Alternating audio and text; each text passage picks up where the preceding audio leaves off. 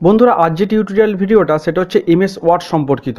আজকে আমরা এই ভিডিওটার মধ্যে দেখে নেব আমরা আমাদের এমএস ওয়ার্ডের মধ্যে এক্সেলকে কিভাবে ওপেন করব। ধরুন বন্ধুরা, আপনারা এমএস ওয়ার্ডের ডকুমেন্ট নিয়ে কোনো রকম কাজ করছেন, আর কাজের মাঝখানে ধরুন এক্সেলের কোনো ফাইল যদি আপনার এখানে ওপেন করার প্রয়োজন পড়ে, তো কিভাবে করবেন? আপনারা কি ওয়ার্ড ডকুমেন্টটাকে মিনিমাইজ করে আবার এক্সেল ওপেন করে ওইখানে কাজটা করে তারপর কপি করে নিয়ে সেখানে পেস্ট করবেন? এরমভাবে আমরা করব না। আমরা করব কি, এই ওয়ার্ড ডকুমেন্টের মধ্যে এক্সেলটাকে ওপেন করে নেব। তো ওয়ার্ড ডকুমেন্টের মধ্যে এক্সেলটাকে ওপেন করতে গেলে তো আমাদের কি করতে হবে, প্রথমে আমাদের আসতে হবে ইনসার্টে আসার পরে আমরা আসবো টেবিলে আসার পরে এখানে দেখুন লেখা আছে এক্সেল স্প্রেডশিট। তো এই এক্সেল স্প্রেডশিটটাকে আমরা ক্লিক করব। ক্লিক করার সঙ্গে সঙ্গেই দেখতে পাবেন আমাদের ওয়ার্ড ডকুমেন্টের মধ্যে এক্সেলটা ওপেন হয়ে গেল। তো বন্ধুরা, দেখতেই পাচ্ছেন আমার ওয়ার্ড ডকুমেন্টের মধ্যে এক্সেলটা কিন্তু ওপেন হয়ে গেছে। এইবার আমরা এক্সেলে এখানে যাবতীয় যা কাজ করতে পারি, ধরুন এখানে আমি 2 লিখলাম, তারপরে ধরুন এখানে আবার 2 লিখলাম। তো ধরুন এটাকে যদি আমি সাম করতে চাই, তো আমি পুরোটা সিলেক্ট করে নেবো, অটো সামটা মারবো, ধরুন 4 এখানে চলে এলো। তারপর ধরুন এটাকে যদি আমি এরমভাবে বর্ডার করতে চাই, তো এখান থেকে বর্ডারে এসে পুরো বর্ডারটাকে আমরা এখান থেকে অল বর্ডার করে দেবো।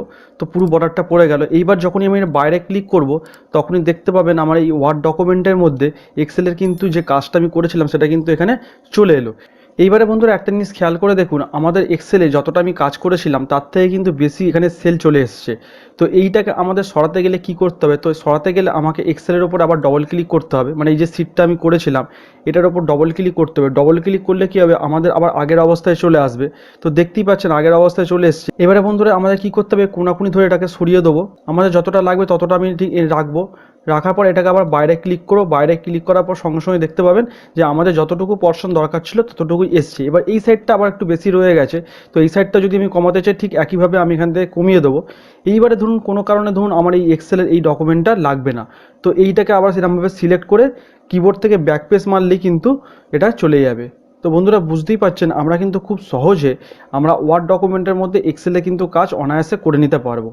তো বন্ধুরা, ভিডিওটা কেমন লাগলো অবশ্যই কমেন্ট করে জানাবেন। ভিডিওটা ভালো লাগলে অবশ্যই চ্যানেলটা সাবস্ক্রাইব করে দেবেন। আর সাবস্ক্রাইব করে দেওয়ার পাশাপাশি নিচে থাকা বেল আইকনটা অন করে দিয়ে অল নোটিফিকেশন করে দেবেন, যাতে এরকমই পরবর্তী ভিডিওগুলো আপনার কাছে সবার আগে পৌঁছে যায়।